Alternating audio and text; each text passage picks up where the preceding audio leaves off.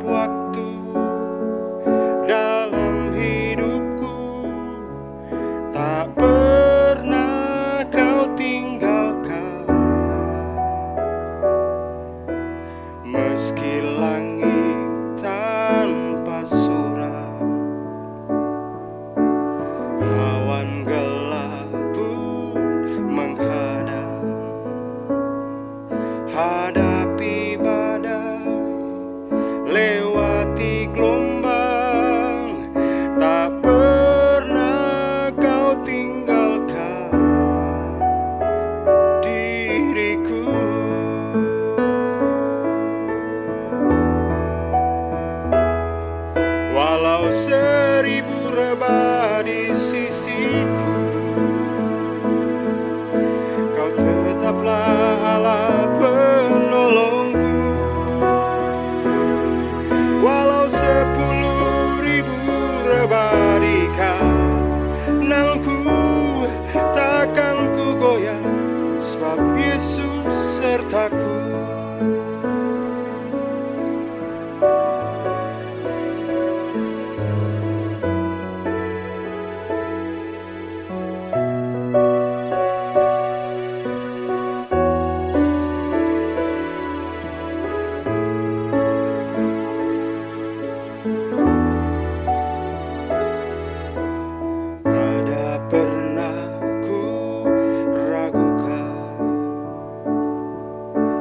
Kasih setiamu ya Tuhan, setiap waktu dalam hidupku, tak pernah Kau tinggalkan. Meski langit tanpa suram, awan gelap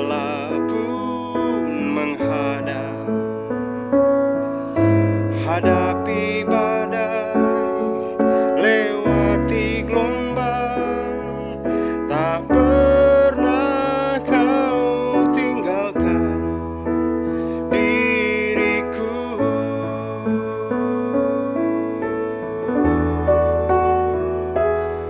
Walau 1000 rebah di sisiku, Kau tetaplah Allah penolongku.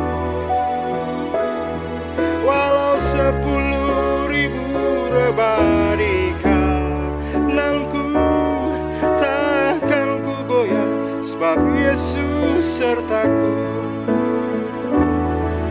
Walau 1000 rebah di sisiku, Kau tetaplah Allah penolongku. Walau 10.000 rebah di kananku, takkan ku goyah, Yesus sertaku. Takkan ku goyah, sebab Yesus sertaku. Takkan ku goyah, sebab Yesus sertaku.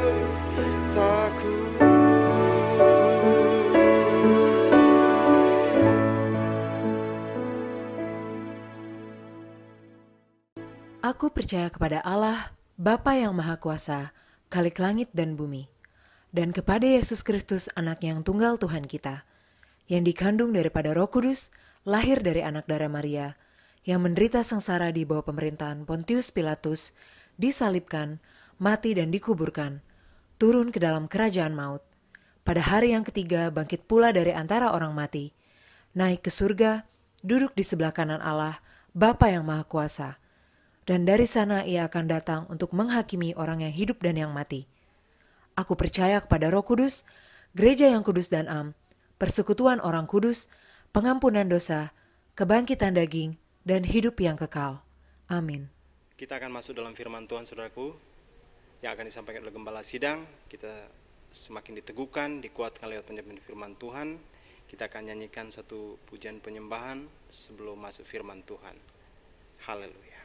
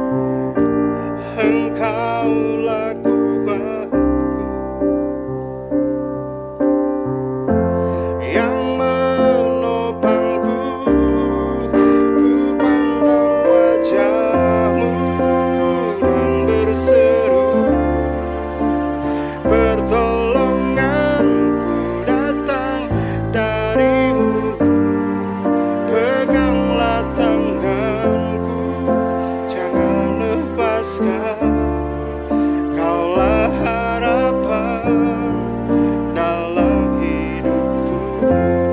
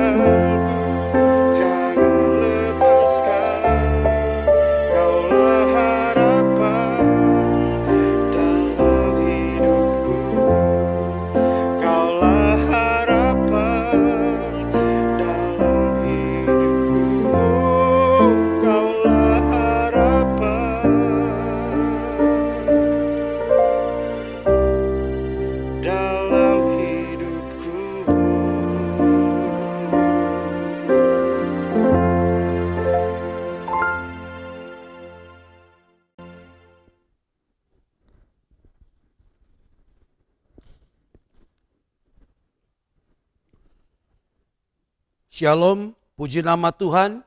Saudara-saudara yang kekasih dalam kasih Kristus, kaum Kristiani dimanapun saudara berada, pada hari ini boleh bersama-sama kita bersama untuk beribadah, sekalipun melalui media online ini yang dipakai Tuhan untuk menjadi saluran berkat, bahkan menjadi sebuah alat yang efektif untuk kita terus menyampaikan kebenaran firman Allah.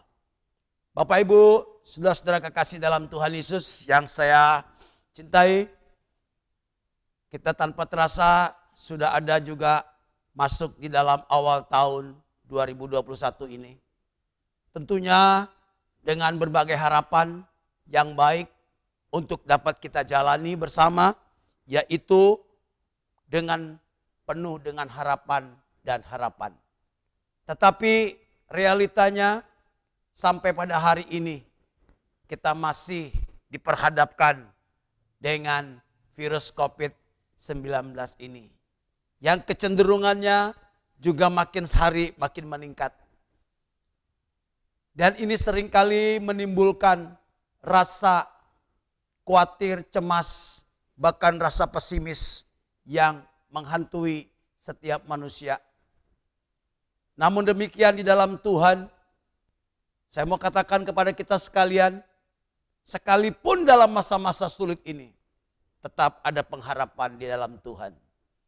Ketika saudara dan saya, kita boleh taat untuk melakukan apa yang menjadi bagian kita, maka di sanalah di balik daripada itu akan nampak kebaikan-kebaikan yang akan kita boleh bersama-sama nikmati. Khususnya bagi kita bangsa Indonesia, rakyat Indonesia, marilah kita belajar untuk mentaati apa yang diberlakukan di negeri kita ini. Kalau boleh saya ingat, beberapa waktu yang lalu, pemimpin negara kita ataupun yang bertanggung jawab untuk mengatur bahkan menanggulangi masalah kesehatan ini, pemimpin atau negeri kita ini memiliki beberapa trik, saya mau katakan, atau jurus untuk menghindari daripada COVID-19 ini. Sedikit hanya mereview, mengingatkan kembali apa yang telah dikatakan oleh pemimpin, terutama yang bertanggung jawab untuk mengatasi pandemi ini.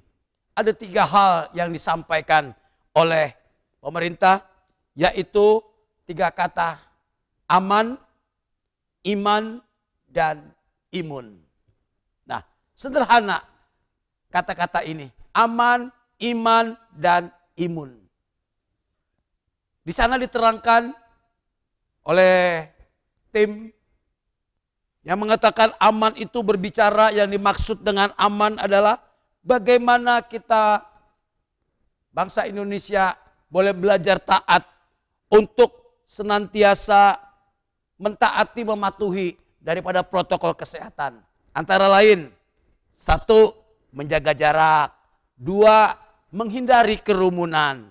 Dan 3, mencuci tangan dengan sabun dan air yang mengalir atau dengan hand sanitizer. Sederhana.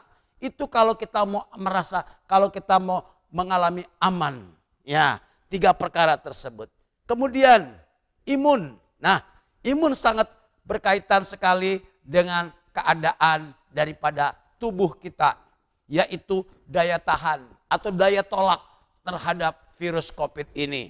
Dapat ditanggulangi atau dapat diminimalisir ya dengan tindakan-tindakan yang sehat, tindakan-tindakan yang konkret, diantaranya berolahraga dengan teratur ya, setiap pagi kita berolahraga atau waktu-waktu yang menurut saudara baik. Kemudian istirahat yang cukup, hindari untuk kita berjaga-jaga malam hari atau bergadang lah istilahnya. Ya, kita hindari akan hal itu. Kemudian makanlah makanan yang baik, makanan yang sehat, yaitu makanan yang berkualitas. Jangan asal makan, tetapi mari kita lihat kualitasnya. Ya, asupan suplemen, vitamin itu juga dapat perlu untuk kita menambahkan. Kemudian juga jaga. Jangan sampai kita dikuasai oleh kekhawatiran. Jangan sampai dikuasai oleh kecemasan. Alias kita panik misalkan. Dalam menghadapi situasi, dalam menghadapi keadaan, jangan panik. Tapi tenang. Nah itu dikatakan. Dan berikutnya adalah jaga hati. Nah jaga hati. Jangan susah. Jangan terkontaminasi dengan keadaan. Atau kita tertekan oleh situasi dan keadaan. Tapi hati kita harus tetap bersuka cita. Hati kita harus damai. Hati kita harus bergembira. Sehingga hati yang gembira adalah obat yang manjur. Nah itulah imbauan daripada firman Tuhan. Dan yang ketiga, selain daripada aman dan imun, juga yang tidak kalah penting dan saya katakan ini yang penting bagi kita. Yaitu iman. Nah iman di sini harus berbicara mengenai kedekatan, relasi, hubungan kita dengan Tuhan. Sesama anak bangsa, sesama manusia, masing-masing kita punya keyakinan. Tapi bagi saudara dan saya, iman itu bukan hanya sekedar kita percaya akan kekuasaan, akan otoritas daripada pencipta langit dan bumi ini, yaitu Allah, tapi juga kita membangun relasi, membangun hubungan sehingga iman saudara dan saya mengalami pertumbuhan, mengalami perkembangan. Ada progresif daripada iman-iman kita masing-masing. Iman orang percaya, iman orang Kristen, iman pengikut-pengikut atau murid-murid Yesus. Tidak boleh imannya diam, imannya statis, imannya stagnan. Tidak, tapi iman kita harus mengalami pertumbuhan, perkembangan, sehingga menghasilkan kekuatan-kekuatan yang dahsyat untuk menghadapi situasi keadaan ini. Sebelum lebih jauh lagi, mari saya mengajak kita berdoa untuk kita minta pimpinan pertolongan daripada Tuhan, supaya kiranya pemberitaan atau renungan firman Tuhan pada minggu pagi hari ini boleh disertai dan dikuasai oleh Roh Kudus. Bapa Allah dalam sorga, terima kasih Tuhan Yesus. Kalau sampai pada hari ini Tuhan, kami masih diberi kesempatan oleh Allah untuk boleh bersama-sama bersekutu dalam ibadah melalui media online ini Tuhan. Hamba percaya Tuhan tidak mengurangi sukacita, tidak mengurangi kerja daripada efektif kuasa Roh Kudus di dalam kehidupan orang-orang percaya. Sekalipun kami ada yang beribadah di rumah-rumah atau di tempat kami masing-masing, tetapi Roh Kudus Dialah yang akan menjangkau, Roh Tuhan yang akan melawat setiap pribadi demi pribadi kami sekalian, untuk kami dikuatkan, iman percaya kami boleh bertumbuh. Aku percaya Tuhan, hanya di dalam nama Yesus kami berdoa dan mengucap syukur. Tuhan tolong kami sekalian. Amin. Nah, saudara kekasih dalam Tuhan, sesuai dengan pengantar tadi saya katakan, iman kita harus mengalami pertumbuhan. Kalau kita mau hidup memenangkan atau merebut kemenangan atas setiap pergumulan keadaan hari-hari ini. Bukan hanya kesehatan, mungkin pergumulan mengenai ekonomi, sosial, keluarga, bahkan ada banyak aspek yang terjadi yang menghampiri keadaan kita masing-masing di tahun 2021 ini. Sebagai orang percaya, sebagai anak-anak Tuhan, saudara dan saya, ada sebuah pegangan, ada sebuah janji yang pasti, yaitu ketika iman saudara dan saya bertumbuh, terus mengalami perkembangan, dan lebih jauh daripada itu berbuah, maka akan mengalami dampak-dampak yang signifikan dan dampak yang dahsyat bagi kemenangan iman kita masing-masing. Maka daripada itu saudara-saudara kekasih dalam Tuhan, judul firman Tuhan pada pagi ini saya beri judul iman yang bertumbuh. Nah, dasar firman Tuhan, saya akan bacakan firman Tuhan yang terambil dari surat Yakobus, ya. Yakobus pasal yang pertama ayat yang ke-21. Surat Yakobus pasal pertama ayat yang ke-21. Demikian firman Tuhan. Sebab itu buanglah segala sesuatu yang kotor dan kejahatan yang begitu banyak itu, dan terimalah dengan lemah lembut firman yang tertanam di dalam hatimu, yang berkuasa menyelamatkan jiwa. Wow. Surat Yakobus ini ditujukan oleh Rasul Yakobus kepada orang-orang Yahudi yang ada di perantauan. Supaya mereka mengambil posisi atau mengambil keadaan yang benar, yaitu menerima firman Allah yang telah ditanam di dalam hatimu. Kemudian firman Allah itu akan berkembang, akan bertumbuh, dan kemudian dikatakan menyelamatkan jiwamu.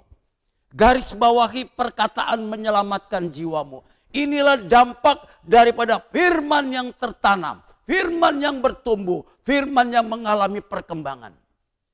Kalau kita boleh melihat bagaimana perumpamaan daripada Tuhan Yesus mengenai penabur benih, ya, kitab Injil menulis di sana bagaimana seorang penabur benih keluar menabur benih, kemudian sebagian tanah jatuh di tempat yang berbatu, pertama jatuh di tanah yang keras, kemudian tanah yang berbatu, tanah yang penuh dengan semak duri atau tanah yang tipis, dan kemudian tanah yang baik. Lihat, benih itu adalah firman Tuhan. Tanah itu berbicara mengenai keadaan hati manusia. Hati yang keras, dia akan menolak daripada benih firman Tuhan. Benih firman Tuhan tidak akan masuk, tetapi tertolak oleh karena kekerasan hati. Kemudian yang kedua, tanah yang berbatu. Nah, tanah yang berbatu di sini berbicara mengenai sangat tipis sekali. Ya, di sana sini ada batu, ada kerikil, ada hal yang tidak membuat itu tumbuh. Benih itu tumbuh, sekalipun tumbuh mungkin hanya sebentar, tapi kemudian dia akan layu lagi. Kemudian tanah yang banyak semak duri, banyak dihimpit oleh kekhawatiran, dihimpit oleh kecemasan, dihimpit oleh ketakutan dan sebagainya, maka benih itu juga pun tidak bisa bertumbuh dengan baik. Tetapi benih yang jatuh di tanah yang subur, di tanah yang sudah diolah, di tanah yang sudah siap untuk menerima taburan benih, di sanalah benih itu bertumbuh, namun lebih jauh lagi akan terjadi pelipat gandaan yang luar biasa. 30, 60 bahkan 100 kali lipat. Oh, inilah yang dimaksud oleh Rasul Yakobus bagi orang percaya atau gereja Tuhan pada akhir zaman ini. Jadi yang pertama adalah bagaimana kita menerima. Ketika Yesus sudah menabur benih firman Tuhan di dalam kehidupan pribadi kita masing-masing. Lewat setiap firman yang kita dengar setiap saat. Manakala kita beribadah, manakala kita bersekutu, di mana firman disampaikan, maka di sanalah harus terjadinya pertumbuhan atau penanaman daripada benih firman Allah. Bukankah surat Roma pasal 10 ayat 17 juga mengatakan bagi kita, kalau iman itu timbul dari pendengaran dan pendengaran oleh firman Kristus. Lihat, pintu gerbang daripada firman itu dapat tertanam mulai daripada pendengaran. Pendengaran akan firman Kristus. Termasuk di dalamnya pada hari ini ketika saudara dan saya mendengar firman Allah ini, saudara dan saya sedang ditaburi oleh benih-benih firman Allah itu sendiri. Melalui hambanya yang sederhana, yang dikuasai oleh Roh Tuhan, maka di sanalah akan terjadi sebuah perubahan di dalam benih itu sendiri, yaitu mengalami pertumbuhan. Namun firman Allah mengingatkan juga di atas tadi, bagaimana sebagai prasyarat atau awal daripada firman itu harus bertumbuh. Sangat jelas Rasul Yakobus mengatakan, buang segala sesuatu yang kotor dan kejahatan yang begitu banyak ini. Sebelum seseorang menabur benih, di mana tanah yang akan digarap, akan ditaburi benih, sebelumnya mereka atau orang tersebut harus mengolahnya, harus menggarapnya, menggalinya, membuang daripada kotoran-kotoran, rumput-rumput yang liar, tanaman-tanaman yang tidak produktif itu dibongkar, dicabut. Apabila masih ada di sana, digali, ada kerikil, ada batu, ada sesuatu yang keras, itu dikeluarkan, dibuang. Kemudian tanah yang murni tadi, yang sudah terbebas daripada batu, terbebas daripada semak duri, terbebas dari segala apa yang terkandung di dalamnya, maka itu yang akan digarap, dikali, diangkat, bahkan dibalikkan. Sudah mulai terjadi pembongkaran daripada tanah yang keras. Dibongkar. Nah, setelah itu dibongkar, memang masih ada bongkahan-bongkahan. Belum menjadi sebuah kesatuan. Masih ada pemisahan, bongkahan-bongkahan tadi. Itu perlu untuk melembutkan, perlu air atau perlu hujan. Ketika air membasahi bongkahan-bongkahan tanah yang dibongkar tadi, maka dia akan melebur menjadi sebuah kesatuan, menjadi lembut, menjadi sesuatu yang mudah sekali untuk dapat kemudian ditaburi benih. Inilah proses sederhana yang patut untuk kita boleh merenungkan. Seberapa jauh dalam hidup kita sekalian, sesuai dengan anjuran firman Allah, buang segala sesuatu yang kotor, segala sesuatu yang tidak berguna, segala sesuatu yang menghambat, segala sesuatu yang mengintimidasi, segala sesuatu yang mencengkeram sehingga benih itu tidak bisa bertumbuh. Itu harus dibuang, dibebaskan dalam kehidupan kita. Kemudian tanah yang keras, hati yang keras, hati yang menolak daripada kebenaran firman Allah, atau hati yang tidak menghormati kehadiran firman Allah di dalam setiap ibadah, itu harus dilembutkan. Ya, keakuan kita, rasa egois kita, rasa kesombongan kita, merasa diri lebih daripada yang lain, merasa diri berdiri sendiri kuat, kita tidak bisa berbaur dengan yang lain. Itu perlu disiram dengan air. Perlu disiram oleh kuasa Tuhan. Perlu disirami oleh hujan daripada Allah. Sehingga akan menggemburkan daripada bongkahan-bongkahan tanah yang keras tadi. Kemudian selanjutnya baru dapat siap untuk ditaburi benih. Oh, memang sebuah proses yang panjang. Sebuah proses yang lama. Maka daripada itulah, Bapak Ibu sekalian, saudara-saudara sekalian, kita harus siap untuk diproses. Oh, bagaimana supaya iman kita bisa bertumbuh? Maka ada proses yang harus kita lewati. Sedemikian halnya kalau kita ingin menabur benih.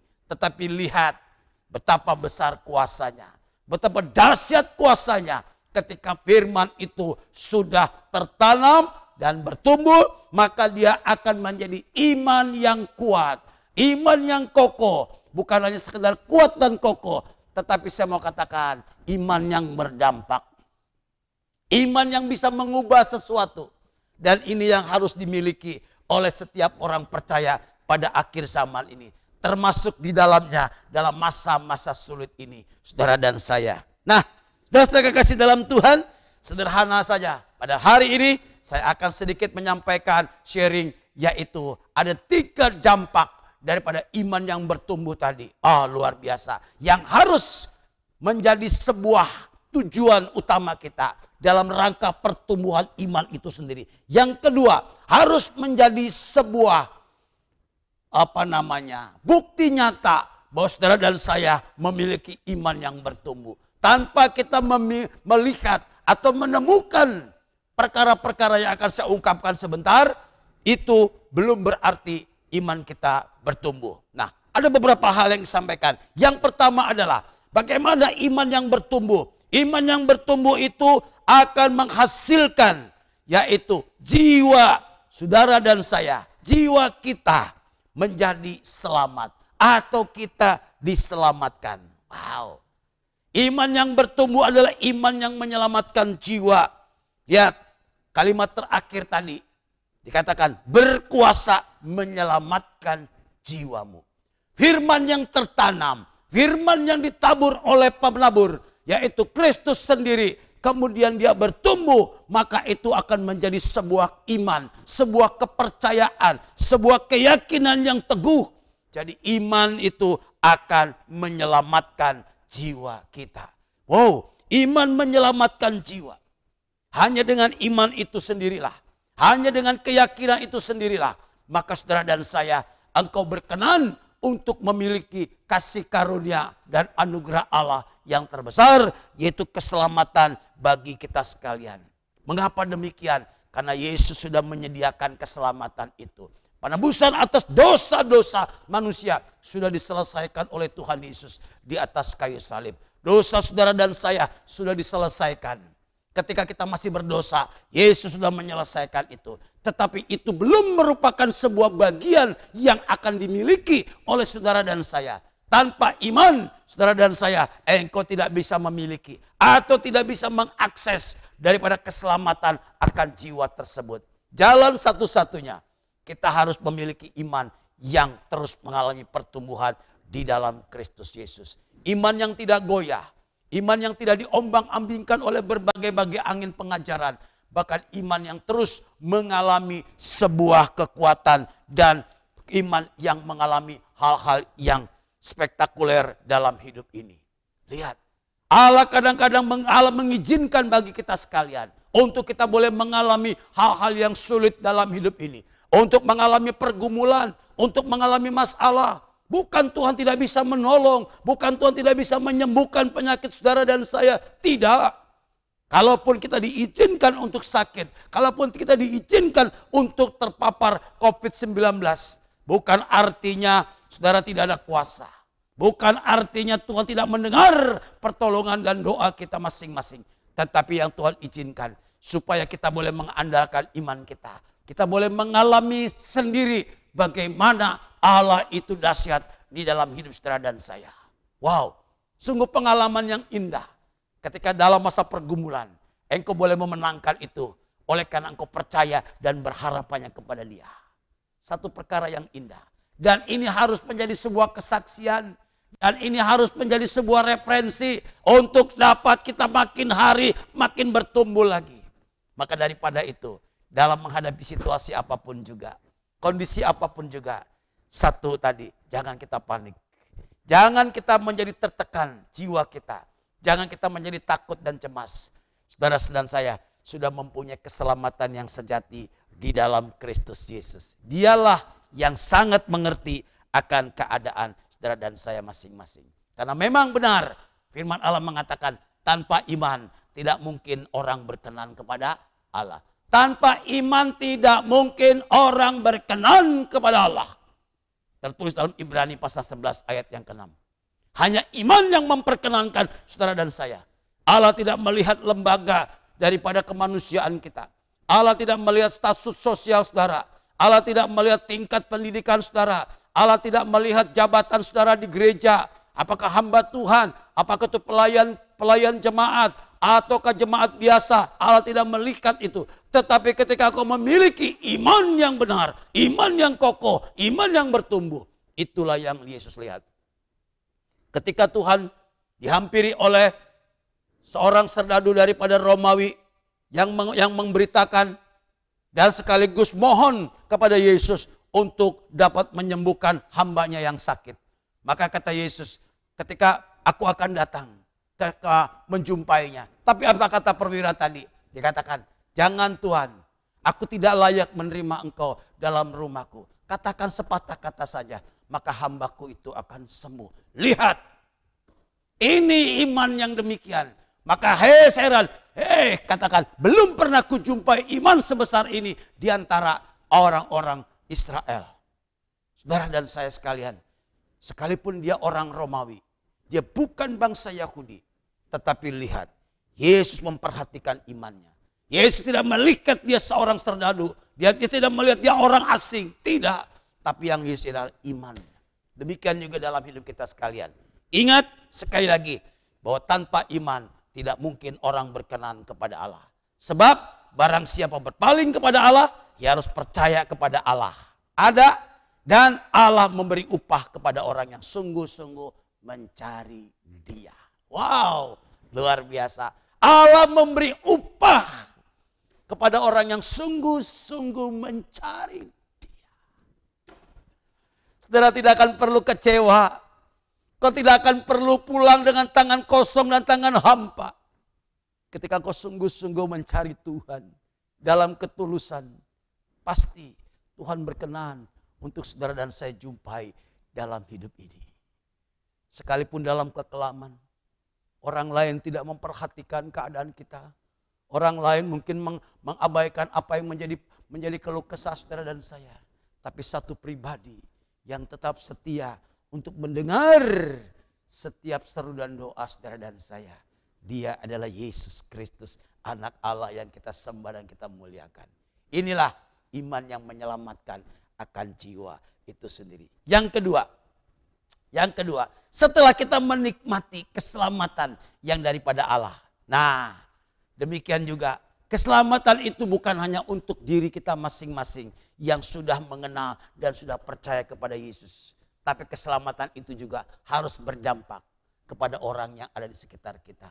Kepada orang-orang yang belum mendengar akan berita firman ini. Supaya mereka juga diselamatkan oleh kesaksian, oleh iman saudara dan saya. Memang keselamatan tidak bergantung kepada manusia. Keselamatan tidak tergantung kepada orang lain. Tapi keselamatan berbicara mengenai hubungan pribadi kita. Yaitu iman kita kepada Tuhan kita Yesus Kristus. Tetapi lewat dampak kesaksian. Lewat sesuatu yang mereka lihat di dalam diri saudara dan saya.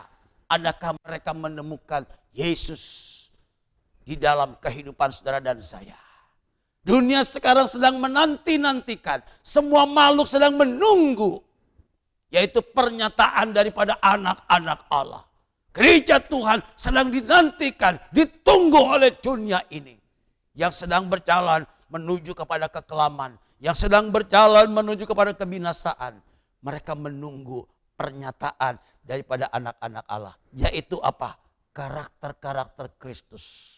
Iman-iman yang menyelamatkan tadi. Mereka dapat temui di dalam setiap pribadi orang-orang percaya. Yaitu saudara dan saya. Maka bagian yang kedua adalah iman juga itu harus menyelamatkan orang lain. Nah, orang lain juga perlu diselamatkan. Ya, sekali lagi, keselamatan bukan hanya milik pribadi kita. Tapi keselamatan harus kita bagikan.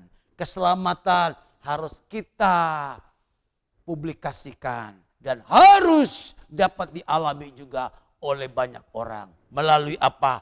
Melalui kesaksian. Karena iman yang bertumbuh ini adalah iman yang berdampak. Ya, melalui apa? Orang yang taat akan firman Allah. Maka di sanalah dia akan menampilkan sebuah gaya hidup yang berbeda. Baik itu perkataannya, pola pikir, pola sikap pasti akan berbeda. Sekalipun mungkin dari antara kita katakan saya pendidikan saya rendah, pendidikan saya sederhana, saya tidak bisa menyelesaikan pendidikan yang jauh lebih tinggi lagi. Nah, tapi dengan kata-kata yang sederhana, namun kata-kata itu baik dan sopan. Kemudian dikuasai oleh Roh Tuhan yang lahir daripada iman yang bertumbuh tadi. Percaya sesederhana apapun kata-kata saudara saya, kesaksian kita itu akan berdampak karena dikuasai oleh Roh Tuhan dan lahir dari iman yang bertumbuh tadi.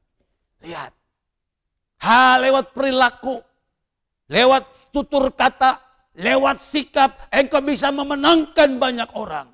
Bukan hanya pengkhotbah yang besar yang bisa membuat orang bertobat. Kemudian mereka dibaptis. Tidak. Apa yang Tuhan pakai? Semua pribadi orang percaya. Murid-murid Yesus. Dia harus bisa memuridkan orang lain. Minimal saudara dapat memenangkan jiwa. Mereka diselamatkan. Mereka diluputkan daripada kebinasaan. Mereka butuh pertolongan. Jiwa mereka menjerit. Mungkin cuma yang terakumulasi adalah kebencian, yang terakumulasi adalah omelan, yang terakumulasi adalah sesuatu yang memusuhi iman Kristen. Ya, itu yang memang nampak di luar. Tetapi kalau kita dikuasai oleh Tuhan, sejujurnya saya mau katakan, mereka sedang menjerit, mereka sedang berteriak, mereka sedang dalam keadaan putus asa. Mereka perlu yang namanya terang. Mereka yang perlu yang namanya keselamatan itu sendiri. Siapa yang menyambangi mereka? Siapa yang terulur kepada mereka masing-masing? Orang-orang yang terdekat. Saudara dan saya. Di sanalah tugas kita masing-masing. Ayo, di mana Tuhan tempatkan kita? Di situ saudara boleh menjadi kesaksian dan membawa keselamatan bagi orang. Mungkin kau ditolak. Mungkin kau dibenci. Mungkin kau dicaci dan sebagainya. Tidak masalah. Tapi percayalah apa yang saudara tabur. Apa yang saudara keluarkan dalam perkataan, dalam kebaikan-kebaikan kita. Dia tidak akan kembali dengan hampa. Pasti dia akan menghasilkan sesuatu yang baik. Ya, hujan turun dari langit, jatuh ke bumi. Dia tidak kembali lagi ke langit. Tapi dia terus akan mengairi, akan membasahi daripada bumi ini. Sehingga bumi ini boleh menjadi subur. Dan semuanya akan mengalami pertumbuhan demi pertumbuhan.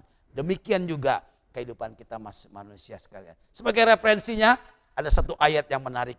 1 Petrus. 1 Petrus pasal 3. Lihat. 1 Petrus pasal 3 ayat yang pertama. Demikian firman Tuhan. Ya, demikian juga kamu, hai istri-istri, tunduklah kepada suamimu, supaya jika ada di antara mereka yang tidak taat kepada firman, mereka juga tanpa perkataan dimenangkan oleh kelakuan istrinya. Nah, dalam perspektif yang sempit, yaitu hubungan keluarga suami istri. Mungkin ada suami yang belum percaya Yesus, suami yang belum bertobat. Tapi dalam firman Allah dikatakan, istri-istri ketika dia melakukan bagiannya, melakukan fungsinya, yaitu tunduk kepada suami, ya, tunduk kepada suaminya. Wow. Ini adalah peranan yang seringkali diabaikan oleh para istri-istri. Ya, tunduk memang sesuatu hal yang mungkin mudah untuk kita katakan, tetapi dalam kenyataan hari-hari, ya, sepanjang waktu pernikahan mungkin ada banyak kesulitan. Penolakan daging ini. Namun saya mau katakan, ketika seorang istri, dia mentaati firman Allah. Sekalipun suaminya belum bertobat, suaminya belum percaya Yesus, suaminya garang, suaminya tidak mengasihi atau melakukan kekerasan. Sekali lagi firman Allah katakan, tetap tunduk. Tunduk dan taat. Dengan tujuan apa? Sekalipun tanpa perkataan. Lihat firman Allah mengatakan, akan dimenangkan oleh apa? Oleh kelakuan istrinya. Banyak para istri-istri kepada suami, ayo pak ke gereja, ayo pak terima Yesus, ayo pak begini susah dan sebagainya. Bahkan dia bilang sama jemaah orang gereja, aduh bantu doa buat suami saya tidak mau pergi gereja, suami saya begini dan sebagainya. Bantu doa, ini pergumulan saya. Tetapi suami tiap hari tidak pernah melihat ada karakter Kristus di dalam kehidupan daripada istri tersebut. Hanya bisa memperkatakan, mungkin mengkhotbahkan, mungkin mengutip ayat-ayat firman Tuhan yang disampaikan oleh hamba Tuhan di gereja. Itu tidak efektif. Justru yang jauh lebih efektif firman Tuhan katakan. Tanpa perkataan. Tapi mereka melihat kelakuan. Mereka melihat sikap daripada istrinya yang berbeda dengan yang lain. Itulah yang akan memenangkan. Firman Tuhan tidak salah. Ada waktunya. Kadang-kadang orang berkata, berapa lama pak saya harus begini ditindas oleh suami. Berapa lama saya harus tunduk. Bukan bagian kita mengutip lama dan sebentarnya. Tetapi kita percaya. Setiap keadaan yang sedang kita alami, firman Allah mengatakan tidak akan pernah melebihi kekuatan kita. Persoalannya sekali lagi, banyak kali kita tidak taat akan firman.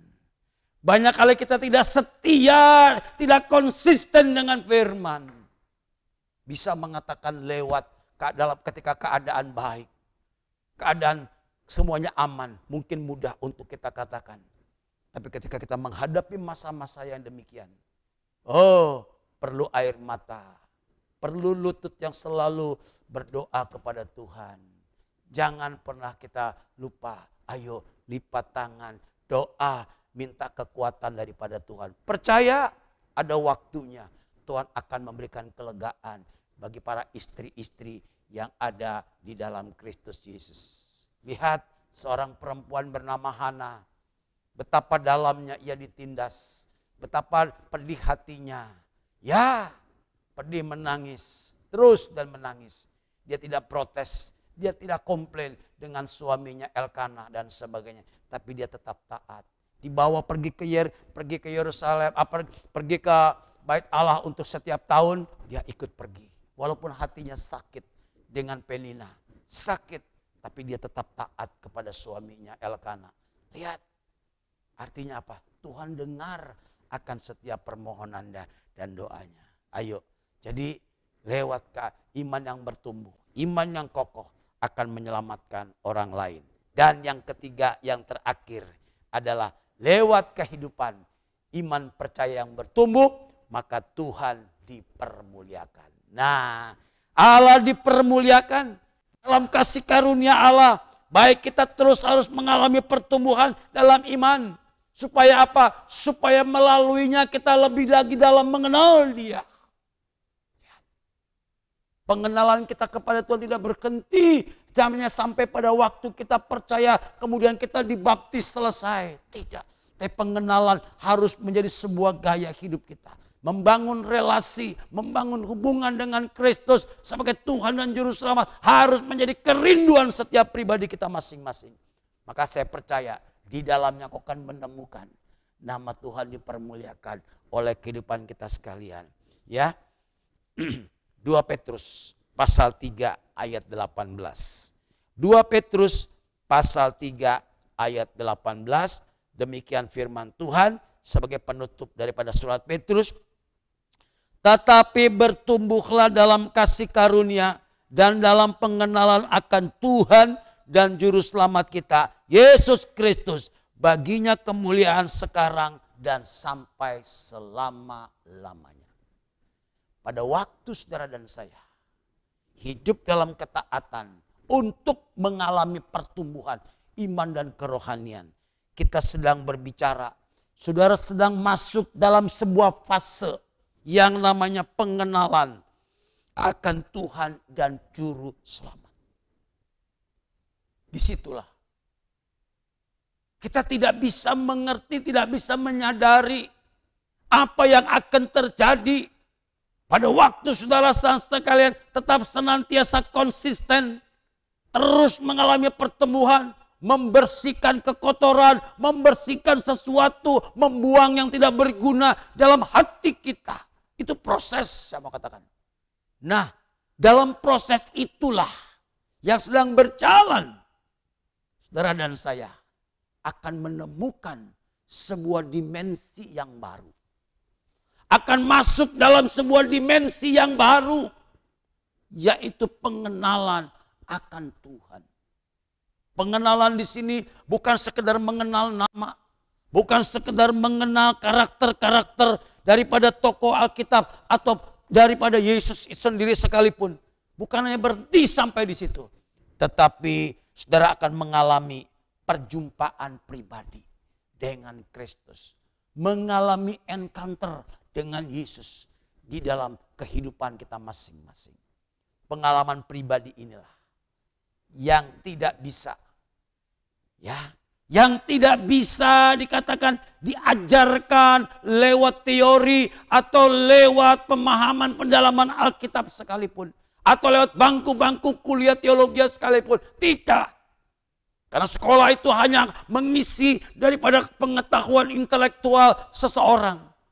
Tetapi perjumpaan dengan Kristus harus menjadi sebuah pengalaman pribadi. Harus mengalami sebuah privasi kita dengan Dia.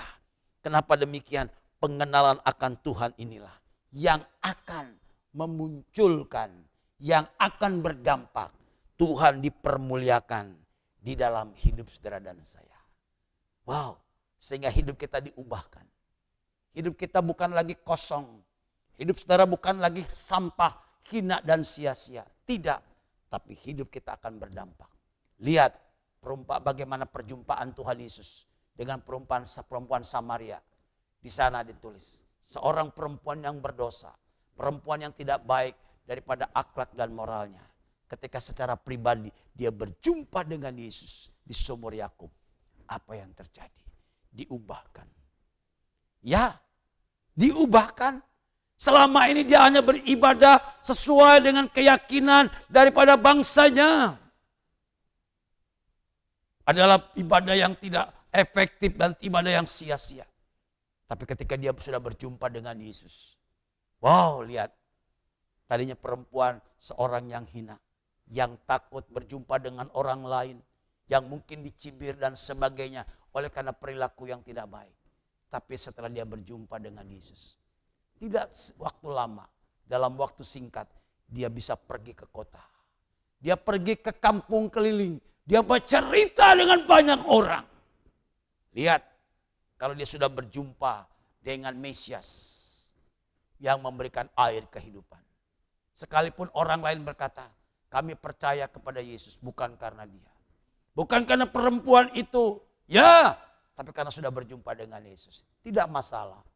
Perempuan tidak dipermuliakan. Perempuan Samaria tetap dicap oleh orang banyak.